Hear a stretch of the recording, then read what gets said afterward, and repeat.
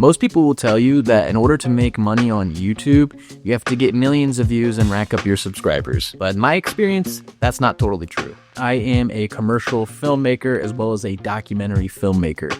I own a video production company with my brother. For the longest time, I was doing primarily a lot of just commercial work. I was getting hired to shoot documentaries for clients, a lot of times nonprofits, mission-driven organizations, and the occasional branded content piece. And I kind of started to get a reputation for being the documentary filmmaker in my market. One of the big turning points for me was when I started to attend some of these events that my work was playing at. I'm sitting in the audience and there's about 1,000 people in this convention center. I'm nervous because it's the first time I've ever seen my work play in front of a crowd like that in real life. I look around and I see people crying. And for me, that was a real turning point because it was validation that what I was doing with my craft was something that could make a difference in people's lives. I started to see a lot of demand come rolling in for that type of work.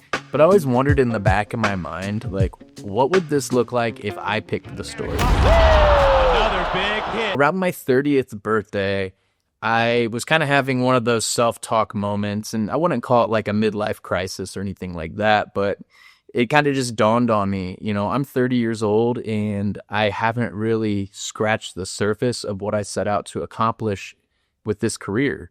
When I was growing up and going through school, thinking of being a filmmaker, I didn't really picture myself making TV commercials and nonprofit documentaries. Really what I wanted to do is I wanted to make feature-length films. And, here I am at 30 and I hadn't even attempted to do that yet. And so I kind of made a promise to myself that if that opportunity came around, that I would say yes. And as fate would have it, literally like a week later, my younger brother and a collaborator approached me about, hey, dude, like we should do a documentary on the Northside High School football team. And to be honest, my first reaction was kind of reluctant, but, I had told myself this is something I was going to see through. And so, I went. And the first time I went, it was a Thursday practice. And I just remember kind of feeling out of place and feeling uncomfortable. And a lot of that being because I was around high school kids. At that time, I'm 30 years old. I'm out of that stage of life. I don't have a ton of interest in high school football, to be honest. But, I was, like I said, I was willing to give it a shot. So I went into this thinking it was something that I might film for 1 week and just kind of see what we could make from it. What I didn't expect was that I would end up filming the entire season and it would turn into a 9-part documentary series. And so that's what this video is about, is I'm breaking down kind of how that looked, how I went from a YouTube channel with, I don't even know if we had 1,000 subscribers, to having 12,000 subscribers, bringing in 660,000 views across the series and making around $12,500. If you would have told me that going into this, I would have said you're crazy. Honestly, I told people a lot that I expected maybe each episode on the high end to get about 10,000 views. And for me, I would have been happy with that. This wasn't something that I went into thinking it was going to be a hit on YouTube, especially knowing that I had almost no experience on YouTube. To be honest, my YouTube experience was me throwing some cringy videos on there back when I was in high school, like in the earliest days of YouTube. Granted, I wish I would have continued doing that, knowing what it's evolved into, but at that time, it wasn't something that I even considered. And I would say even as recent as when I was releasing these to YouTube, there was a little bit of a reluctance on my end because I'm picturing YouTube as almost like a platform that I failed. By putting it on YouTube, it just felt like, I'm not good enough. When I'm thinking of making a film, I'm picturing Netflix and HBO. You want to go where the stuff that you watch is. And so YouTube, in my mind, it's where you go if you can't accomplish that. And so there was this element of me that was a little disappointed. And to be honest, I didn't have any connections to Netflix or HBO, and I shouldn't have. I had nothing to my name at that point other than commercial work. But I couldn't have been more wrong with that thinking. As we released that first episode, again, I was pretty nervous, and we did no promotion, no marketing of this. But naturally, when you cover some high school kids, they're gonna be saying things, they're gonna be telling their friends, their family, and so we aired that first episode as a premiere. And I remember seeing the live view count. It started at like 10, and then it went up. It was at 50. The next thing you know, it's at 100. Before you know, we had 490 people watching it live. And that was pretty nerve-wracking. I'm watching it that whole time, kind of freaking out internally, hoping that I didn't make a mistake, that there's no export errors or anything that we overlooked, because it was really thrown together kind of last minute. But it ended up going really well. And I think today that video sits around 177,000 views. And by all means, that was one of the first actual videos that I put on YouTube. And so I'm not here to say that I hacked the YouTube algorithm and I have all the secrets to success, but more or less I'm coming at you from the mindset of, I was once somebody who had no faith in YouTube, viewed YouTube as something that would be a failure for me to even pursue. And I was proven wrong. I found through my experience that maybe there is a viable path, especially as a documentary filmmaker. Maybe YouTube could be a place where I could host my work and, monetize it that way. And that first experience really started to make that seem like something that could happen. Again, we made $12,500 on this series, but that was all from AdSense alone. At that time, I had absolutely no idea that there was a such thing as integrated sponsors. I think in that first episode, or maybe the first couple, I threw like my company logo in there that I have as my day job, just to maybe see if it could draw in some jobs, which, fun fact, it actually did. I did get one gig from that, but I had no idea that most successful YouTubers in this space were actually using integrated sponsorships as their primary revenue driver. And so, yeah, we made $12,500, but when you look at the hours we put into it, I probably would have made a lot more money if I just even had a minimum wage job. I was probably spending about 120 hours per episode, and I was editing these in 2-week increments. So it was pretty cutthroat. It was pretty stressful. My wife also was editing and putting in about 50 to 60 hours herself. We had been doing video for over a decade at that point.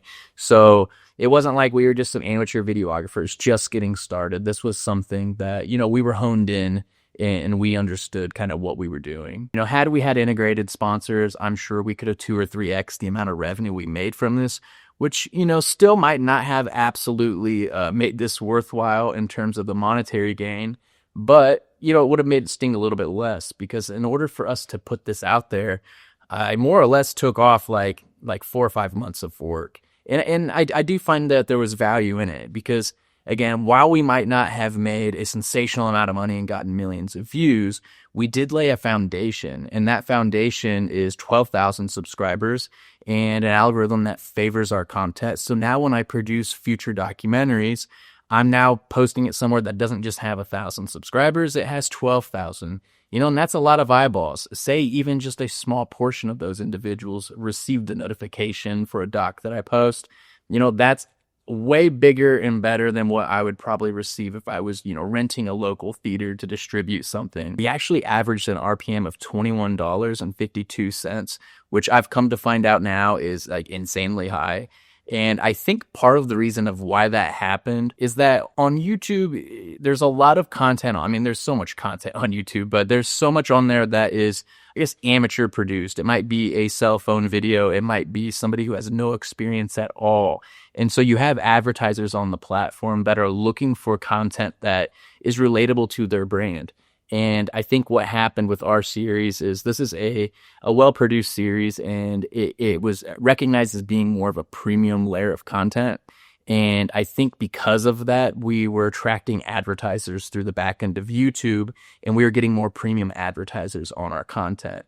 And so that was kind of another light bulb moment is, oh, wow, like, this is a thing. If we do high level content, high effort content on YouTube, it will find its place.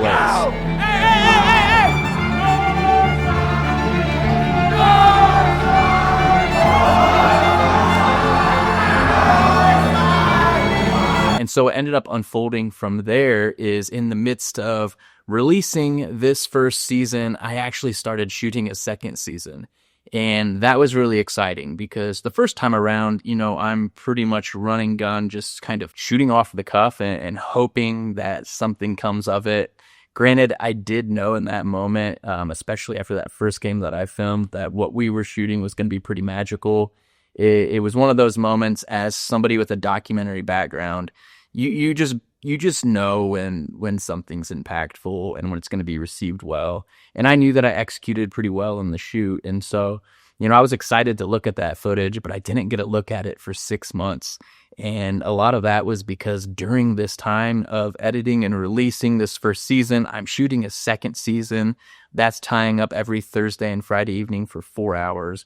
I'm still trying to hold down the fort with my video production company, outsourcing projects when I can, doing some small edits and small tasks on that. And I'm also a dad. I have a wife and 2 kids. At that time, I had just 1 kid, but my wife was late in pregnancy. So, it was really a stressful time of my life. I'm tired, bro. But we have this foundational layer that we can build from.